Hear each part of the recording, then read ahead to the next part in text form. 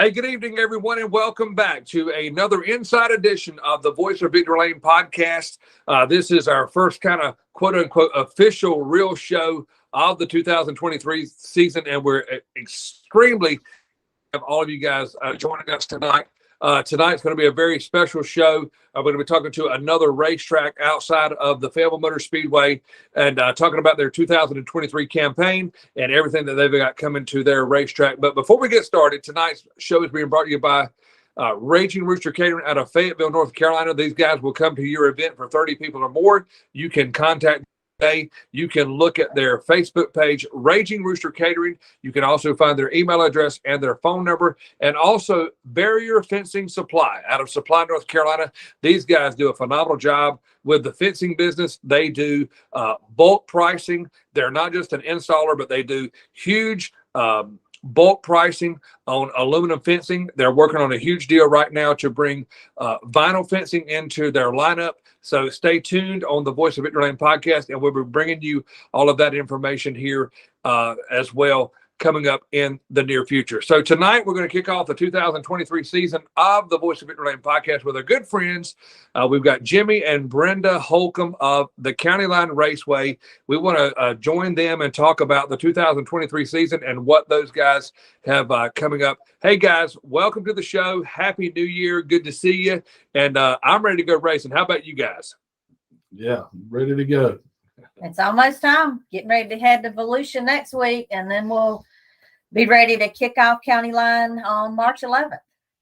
Okay, on March 11th, that is the kickoff for the 2023 campaign at the County Line Raceway. I know I've looked at your schedule. Looks like you've got a huge, nice series of events coming through to Elm City, North Carolina. Let's talk about and highlight some of the things that you guys have coming for 2023. Okay, well, 2023, like I said, it's coming up quick. March 11th, we're going to kick it off with the I-95 Late Model Challenge, as well as the Modified Mafia Tour. That's a new UMP Modified Touring Series for the 2023 season. We're excited to be their first track that they will venture out to, and we look forward to a good show with those guys as well. So talking about the Mafia Modified Series. So just so some of our viewers kind of understand what's going on with that. So the Southeastern Dirt Modified Series, can you kind of confirm that that is no more and this is kind of what's taking over? Or, you know, where did the Mafia Modified UMP Series come from? Brandon, he owns the Modified Mafia Tour. He is the technical inspector for Dirt Car UMP for the East Coast. He also travels with them some on the Hell Tour and different stuff like that. Hits some of the big events. He'll be down in Volusia this weekend or next week. So Southeast Dirt Modified Series, that was a series that tried to ramp things up with the Dirt Car UMP Modifieds. They had a couple of shots at it and gave up and just, you know, said they threw their hands up at it. Renegades of Dirt, that was another UMP Modified series. They kind of fell on their face last year, putting some big events out there toward the end of the year. I really was looking forward to working with the Renegades of Dirt. We had a few races with them last year, had really good car counts, great guys to work with. But the very end of the year, they bit off a little bit more than they could chew as far as putting big races on at the end of the year, and were not able to secure those purses. Obviously, that was the downfall of those guys. So that kind of left the modifieds in our area a series that they could not follow because there was nothing out there. We tried to put together a little I-95 UMP modified series, kind of like we do with the I-95 late model. Just couldn't get the tracks in the area to participate with that. So we're excited to see Brandon kind of stick his neck out. He's got a good relationship with the drivers from being the technical inspector. a lot of people would not think, okay, he's a tech guy, nobody's going to like him. All the guys like Brandon. He's very fair. He's a great guy. So they're excited to see that he's going to step up and put something together for these UMP modified drivers. They put on great shows, some of the best racing around. Just need to get somebody behind them that will support the class for them. So I hope Brandon has really good luck, and he has, just out of the box, he has gotten so many tracks that have come on board with him that he's got a very, very full schedule for his first year. But I think he's going to have a good series there, but he's not affiliated with any prior series. He didn't have anything to do with I-95 stuff. He didn't have anything to do with Southeast. He didn't have anything to do with Renegades other than being a technical inspector. So I think he's kind of starting with a clean slate and a good reputation and a lot of strong relationships with drivers, tracks. So I think he's got a good thing going. We look forward to working with him. Well, anytime you have a brand new series, you want to wish everyone the best of luck because they're trying to bring to life or rejuvenate or revitalize a series. UMP Modified Series racing in this area has been big for so many years, and it has kind of fallen off. But when you look at the Mafia Modified Series, I was looking at the schedule the other day, and you talk about a lot of the races that this guy has already got scheduled. He's got them all the way down to Brunswick, Georgia at Golden Mile Speedway. All over the country, and it's really looks like if guys will join together and join the guy who is trying to put this all together, it could be a really pretty big deal. And they're paying out some pretty big money too, Brenda. Yeah, they got some really good, a strong purse. He's got some good sponsors that are helping put this thing together for him. But yeah, he's hoping eventually to have a North Series and a South Series. But for this first year, I think it's all just going to run as one. But yeah, he's got a strong schedule put together. He's got great purses. The least I think any of his races, I think, are $2,000, $200 to start, which is pretty strong, for these guys. But these guys are traveling. They're up and down, the highway, and understandably, just like a late model or super late model or limited late model, anybody that travels, I don't care what class you are, you go to traveling up and down the interstate, you got a lot of expenses involved in it. So I'm glad to see all the tracks coming on board that want to support him. Yeah, no doubt about it. When you look at the schedule that these guys have for the Mafia Modified Series, they're, not only just a local type deal, and there are several times that they're going to be at the County Line Raceway in Elm City, North Carolina. These guys are up and down the East Coast and, venturing out into the West just a little bit. It's going to be an exciting deal and, not taking anything away. Not at all from the 602 Sport Modifieds. There's a lot of UMP modified racers that are still out there, and I'm actually glad I'm one of probably many who are super excited about seeing these guys being able to have a series that they can grab onto and run with for 2023. I think it's going to really be a great deal because there's so many guys who have these cars who are UMP modified drivers that need a place to run. And, with Brandon sticking the neck out there, hopefully these guys will latch on and this will be a very successful series. Yeah, that's what we're hoping for. And we wish him the best of luck with it.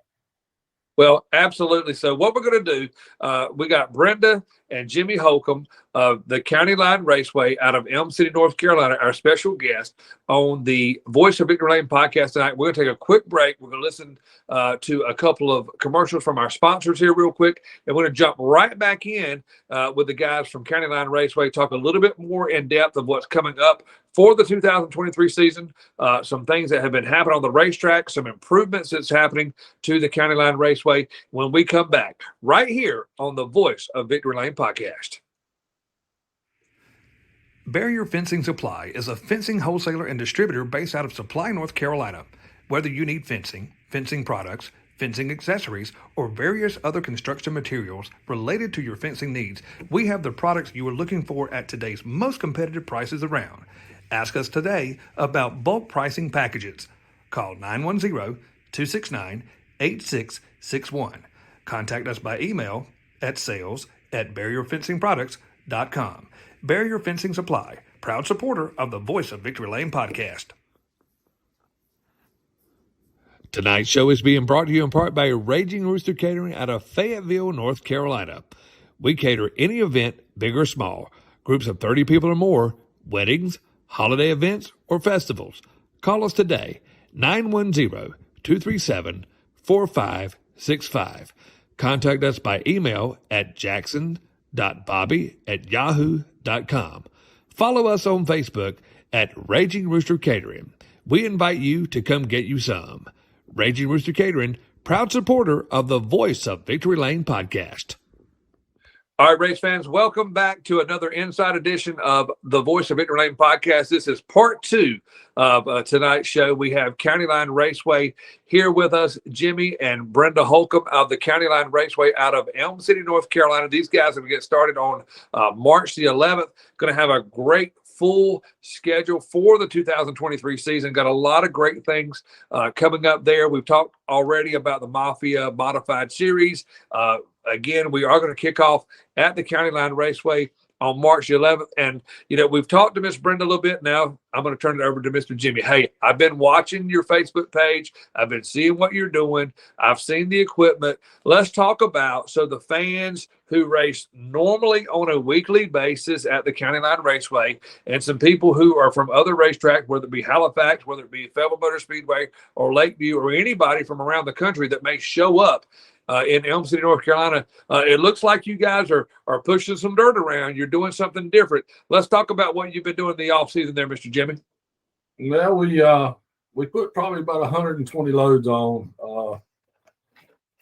over the last couple of weeks, and just got a lot of rain here lately, so we ain't really been able to get on there and kind of get it level like we want. But we got it sealed up before all this rain come in. But hopefully, when all this rain gets out of here, we can get the track back real level and smooth, and it ought to be real fast, because when I'm out there with a packer, it'll stop my big truck. It'll just stop me, so I know it's soft. It's gonna be a hammer down.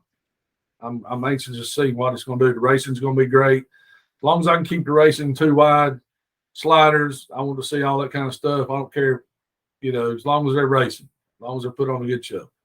Well, you're talking about 2 wide and talking about sliders. Let's go back to October 2022. Probably 2 of the best slide jobs I've ever seen. The 8A, Austin Holcomb pulled them off in a heat race there for the kids race back in October. I know without a doubt both of you guys remember that. That racetrack that racetrack's got a lot of character to it. That's what I love about it. It's almost like you see more sideways more than you ever are straight.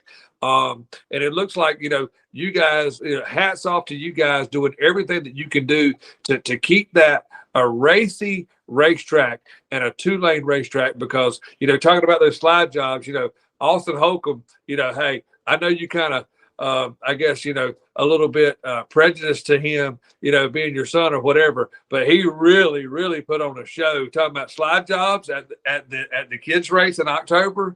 I mean, it doesn't get any better than that. Well, I don't know, man. You should have been here for the 602 race. Him and he started on a pole and got tied up with a guy, and he had to go to the rear and change his tire. And he come back up and got into second. And him and Ethan Wilson, they traded position every corner for about 10 laps. They were sliding each other. One would cross over and slide the other one, cross over, slide the other for 10 laps. And Austin finally pulled it off. So he got a win in the 602. But it could have went either way. I mean, that was some of the best racing I've seen. Well, County Line Raceway, Elm City, North Carolina, is a very, very racy racetrack. And I will tell you, as everyone knows, I am the voice of Victory Lane in Racing for Heroes Victory Lane at the Fayetteville Motor Speedway. But for 2023, we're only going to race twice a month, and we're holding everything down to 4 to 5 classes a week, which is going to free me up. So I've already talked to JR Knotts. I've already got him to go ahead and get some batteries for his other microphone, so maybe I can go down in Victory Lane and try to help him out at the County Line Raceway. So I'm looking forward to 2023 to joining you guys to bring the Voice of Victory Lane down to the County Line Raceway to help you guys out and put on a show down there. It's going to be super exciting. It looks like everything that you guys have on the schedule, not only with your weekly series, you've got the Mafia Modified series who are going to visit County Line there. I also know that the Carolina Clash Super Late Model Dirt Series is coming back to County Line for 2023. Yeah, that's right. We've got several special events. Of course, we got our I-95 Late Model Challenge. We'll have 5 events at County Line, 5 events at Fayetteville, and 5 events for the I-95 Late Model at Halifax. So they've got a 15 race series going on within themselves. In addition to the I-95 late model stuff, we've got the Ultimate Super Late Models are going to be here with us in April. Carolina Clash is going to be back with us in September. We've got the iNext Legends will be showcasing with us a few times throughout the year. Carolina Outlaw Super Street Series will be here with us a few times during the year. So we got, some other classes coming on. Yep, we got the Midi 602 late models and the Midi 602 modifieds. They'll be with us several times, and they'll finish out the season with us in November for our first race. So we'll kick off in March. We'll finish up in November, but we got a lot of racing and a lot of good classes and good series that are going to be traveling with us and coming to see us during the 2023 season. Well, no doubt when you look at your schedule, it is a full schedule of great events coming to Elm City, North Carolina. But let's go back and let's talk about what's going to happen on March the 11th. I know you guys always do something kind of special when you guys start the beginning of the season at your racetrack. You guys kind of do like a car show. So let's talk about that, because I was there last year. I saw the guys who, I guess the fans or the crews or whatever, people kind of vote on, who has the best looking car. So let's talk about that for 2023 and how that works and how people can get involved in that. Okay, well, actually, we will not have our car show in March. Our regular classes, a lot of those guys are not quite ready in March. So our car show will be the first Saturday in April. And that will be out in the parking lot starting at noon, the first Saturday in April, which is our first points race for our regular division. And those guys, their crews, everybody will be out there. They love for the fans to come out and meet the drivers and take pictures with the kiddos. So that's always a good time. And hold on, I lost my thought there. Edit that. But the first, and hold on, let me look at my schedule and make sure I've got the date right. April 1st, that will be the car show. And we'll also have the Midi 602 modifieds and the 602 late models here that weekend. So that will kick off as for our regular divisions, which are Super Stock 4-cylinder, Pure Stock 4-cylinder, Pure Stock V8, Sport Compact U cars. There are 4 divisions that are here every week, plus our limited late models. Limited late models will be off that first weekend in April because of the Steel Block Bandits being in Bristol. So we felt like, to be fair to those guys, give them a good shot to go down there, to not have an excuse to not, go participate with the Steel Block guys and have a chance to go run at Bristol. We did let our limiteds off that first weekend in April. Normally they are a weekly division for us, but in place of that, we'll have the 602 late models and 602 modifieds here that first week when we have our car show during the day and our first points race at night. Well, talking about the car show now, as far as like who wins that, how does that work? Let's talk about that. So, like, the fans get an opportunity to come in and vote for the best looking car per class, or kind of how does that work when you start at the 1st of April? Yeah, we have a few people that we have walking around, judges that are judging the cars for just the best paint scheme, the best body style for each division. But we also have a fan vote. We let everybody that comes out there to the car show, we give them a slip of paper with all the divisions that are out there participating in the car show. And we tally those votes up, and we have a fan vote that counts as 1 point toward each of those drivers. And then, of course, each of the judges, their votes weigh 1 point. So between the fan vote and the judges that we have out walking around that we have chosen, that is how we decide who gets the best appearing car awards.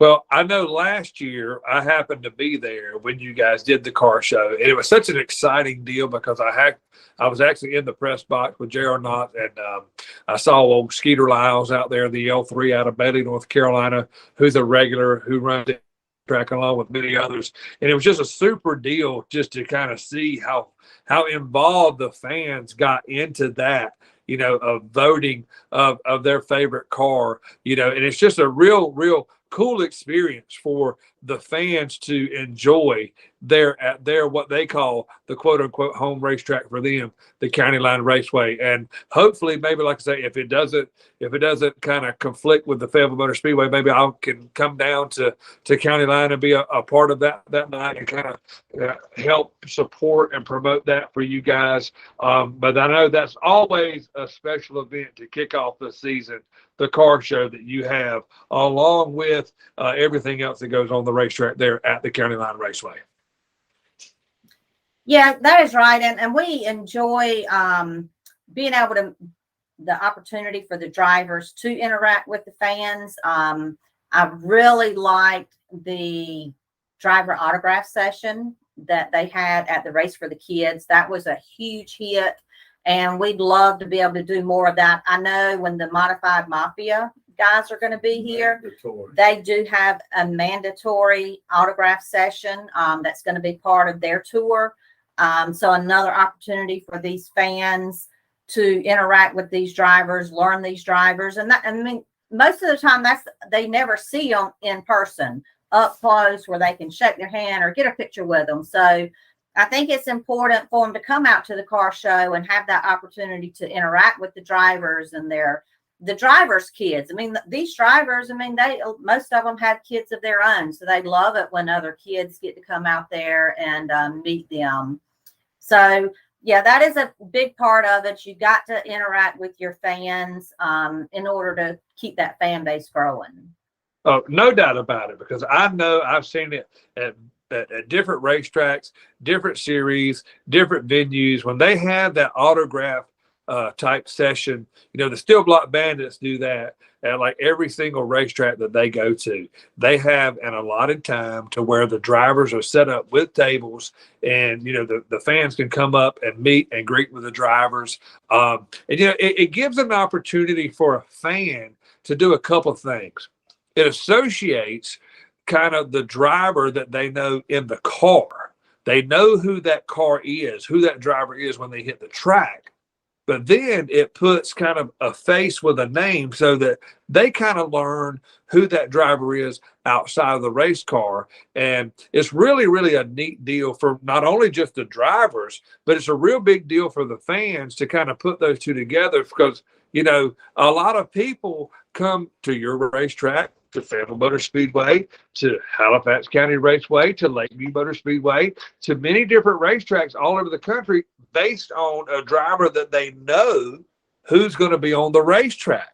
Well, then when you have these type of autograph sessions, it kind of brings the two together. They take, hey, I know who is driving the number whatever.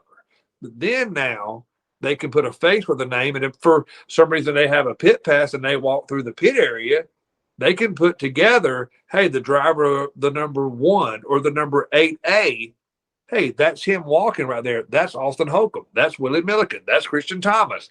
That's Dustin Mitchell, whoever. That's Dalton Wilson, Ethan Wilson. And it kind of puts all of those things together to kind of form a group of unity, I guess, to, fans and drivers together. And I think it's awesome that you guys do something like that. And I'm just really looking forward to the 2023 season for what you guys have going there at County Line Raceway. It's a great place to be. It's a really, really racy racetrack. And before we close, let's go back to Mr. Jimmy, kind of put him on the spot there just a little bit. Now, you've been moving dirt around in turns 1 and 2. You've already said, trying to make it where you got, 2 lanes, 2 groove of racing. Last year, man, one of the greatest things you did, man, I love what you did with the new lights there at the racetrack, the caution lights and everything. Things look so much better. It's so much brighter. It's actually, away from Fayetteville, I have to say it's one of my favorite places to go just because of the way the track is prepped and the way the track is set up. Of course, I love to be down in the pit area so I can see. So anything else you've got for 2023 that you've changed from 2022 you want to touch on? Yeah, we're trying to we're getting ready to order some new lights, overhead lights. We're probably going with LEDs. So trying to get the lighting better. We're doing a little something different with a bathroom and in the pits on the outside. Just trying to do a little bit here and there. The lights is going to be a great deal. These new LEDs on the poles, it's going to brighten the place up. And it's always trying to do, fixing fences. And we're going to try to redo some more of the grandstands. So we're just trying to make it look a whole lot better. But you guys have an awesome place there. And one thing that I will always tip the old hat to is, you guys run a race, you run features, you run a full schedule on a tight schedule, and you get people out of there. You're not there until 2 or 3 o'clock in the morning. And of course, I guess you guys have a curfew there. And I know you guys try to pretty much, stay to that as much as you possibly can. And it's a very enjoyable track to me. I know a lot of people who come to the County Line Raceway love it, not only for the racing action, not only for the racing surface and the facility that you guys have, is where you get people out of there on a timely basis. Yeah, we do have an 11:30 curfew, so that does force us to keep things moving. Yeah, you get frustrated sometimes if you're pushing your curfew, but for the most part, it's a positive thing. I mean, you do want to get people out of here at a reasonable time. It's really nice when you can get them out of here before 11 o'clock and not even push on that 11:30 curfew. But it does force us to keep things going. The negative part, it limits us on not being able to get some series in here once in a while that we would like to get, because we are so forced on our time schedule. It would be nice if you could add an extra class sometimes, but due to the curfew, we have to keep things to a minimum. Normally it's 5 classes. Once in a while, depending on the season, if the sun's, setting early, we might can squeeze in that 6th class. But for the most part, we do 5 classes per night and try to have everything going by 7. And our goal is to have everybody out of here by 11. We're going to try to, we got another little racetrack out back that they've been working on. We kind of fell off on it. We want to try to do something with that for some kids. Maybe do it earlier on Saturday, while Edwards and us is getting a big track ready. They can have a race. They up in West Virginia and Ohio Valley, place like that. They got a big class of kids racing up there that they race ahead of time in the infield while they're getting the outside track ready. But we're going to try to do that on the outside of the racetrack to get some more kids involved and do stuff like that. And I think that'll help the sport in general, because you got to keep the kids involved, because you got to have new drivers coming up. You know what I mean? Oh, absolutely. So if you're talking about doing a kids race, is that, something that if you do something kind of like prior to the main event, or it'd be earlier during the day on Saturday, Well, is that something about like a junior sprint, or is it go-karts, or kind of what are you talking? We talked about doing the junior sprints. I really don't care what it is. We get people, go-karts and kids, do it. I don't want no grown people over here doing it, because, I want to get the kids involved, because, how the older you get, the more hard-headed you get. And sometimes it's more aggravating to mess with folks. But No, well, one thing I'll tell you, if there is a way that you can implement and do the junior sprints, we've done junior sprints several different times when we're just trying to fill in the gap sometime at Fayetteville Motor Speedway. Right down the road from us at the Rockfish Speedway over in Rayford, they run the junior sprints at on a regular basis over there because it's a smaller track and it's kind of a track that's, kind of catered toward those guys. But I will tell you, Jimmy and Miss Brenda, I will tell you, I love having those guys at Fayetteville Motor Speedway because those kids, they range anywhere from 8, 9 years old to 12, 13, 14 years old, and they may run a 12 to 15 lap feature. And I've numerous times, not only in the past, let's talk about 2022, they run a 12 to 15 lap feature, and you may see 6, 7, 8 different leaders in the race. So I'll tell you, those guys put on a heck of a show. You just kind of kick it to the side and say, hey, well, it's just the kids. I'm telling you, those guys put on a good show. And like you said, you've got to have those guys in a race car building the future for the places who are going to, for the guys who are going to take the places of the guys who are racing today. So you've got the kids who have to start out and get that experience, man. If you got a place right there where you could do like a deal that would be like a race for the kids early on in the day, and then the big guys run late at night, man, that would be a super cool deal. It's a big thing up around Tyler County, Ohio Valley, and some of them tracks we travel to in West Virginia.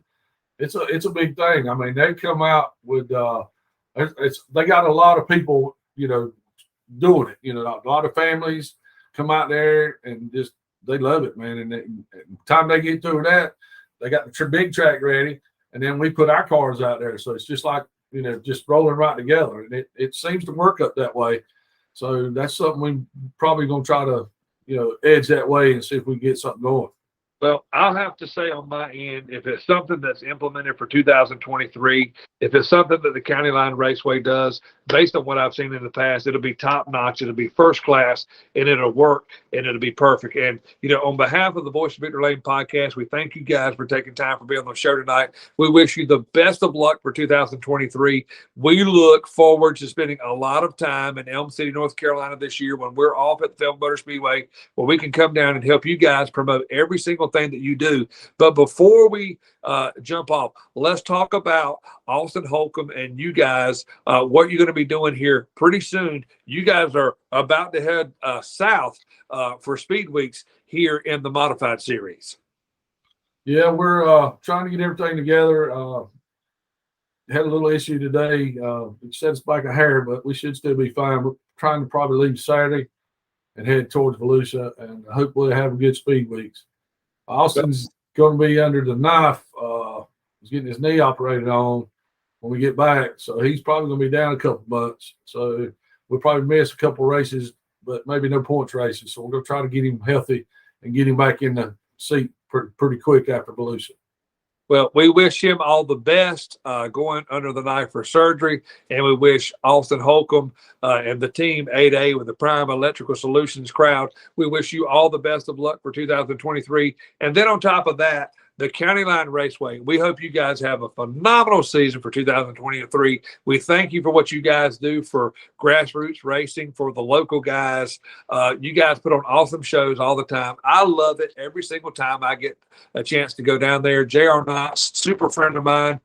We've talked, possibly, about having the opportunity of when I'm available, he can stay up top. If I'm available, I can be down in Victory Lane and maybe announce for you guys down there. But we all want to join together because we're all on the same team. We're trying to promote a sport that we all love, and it's dirt track racing here in North Carolina, up and down I-95, whether it be Fayetteville Motor Speedway, County Line Raceway, Halifax Raceway. We're all one team and trying to work together. And thank you guys so much, not only for being on the show tonight. I want to thank you guys for being part of the Voice of Victory Lane, where we did our Christmas special, where you guys were at a parade. Yours was different than everyone else's, and you guys did a phenomenal job with that, and we appreciate you being a part of it. Well, I appreciate you keeping us on your show, Kip. It's great when you can reach out to different tracks like that and let the fans know what's going on at other tracks. And obviously, we love having you. Anytime you can make it to County Line, we love to have you down there. Well, we definitely going to make a lot of dates on our schedule to make it at County Line, because when a lot of times the Voice of Victory Lane will share, and the first person that will share something off of the board is Mr. Jimmy. And then I'm always looking all the time whenever County Line tries to post something on their Facebook page, I share it on the Voice of Victory Lane. So it's one hand helping the other. And I appreciate you guys with County Line and Mr. Jimmy, because I know a lot of times, you'll like or share, something that I post, and try to do the same thing for you guys. And I really appreciate the relationship that we have in trying to support the sport that we all love. Yeah, and tell everybody to check Austin's video game out, The World Outlaw, where his car, you can see his car and race his car, and it's killer. It's awesome. The World Outlaw. I saw that the other night and thought, how cool is that? A guy that I see on a weekly basis from time to time, on the World of Outlaws type deal there. So folks be able to look at that. World of Outlaws, they've got the driving series, the game there where the 8A is on the program, and you can race right along beside of him. And that's actually a really cool deal. Jimmy, Brenda, thank you guys so much for taking time to be on the show tonight. We really, really appreciate it. All right. Appreciate it, Kit. Have a good night. All right, guys, you've been watching another Inside Edition of the Voice of Victory Lane podcast. I'm Kip Thompson for Jimmy and Brenda Holcomb of the County Line Raceway. Thank you so much for watching tonight. Go to our YouTube page, Voice of Victory Lane podcast, like, share, and subscribe. Go to our Facebook page, Voice of Victory Lane. Give us a like and share this video so everyone can be aware of what's going on, what's going down for 2023 at the County Line Raceway in Elm City, North Carolina. Tonight's show is brought to you in part by Raging Rooster Catering out of Fayetteville, North Carolina. Tony and Bobby Jackson. They'll come to your event for 30 people or more. You can look them up on Facebook at Raging Rooster Catering, and also Barrier Fencing Supply out of Supply, North Carolina. Those guys are a huge wholesale distributor in the fencing business, specializing in aluminum fencing. They've got bulk pricing available and also working on some deals we're going to be passing along to you here pretty soon on the vinyl fencing side of the industry. So be sure to look them up on their website, and also, again, like, share, and subscribe on Facebook, Voice of Victory Lane podcast. We will be back again sometime this week or next week as the 2023 season progresses and we get started. Best of luck to County Line for 2023. Best of luck to Austin Holcomb in the 8A as he travels down to Volusia County for Speed Weeks. And we thank every one of you guys for watching and supporting the Voice of Victory Lane podcast. Good night, everybody.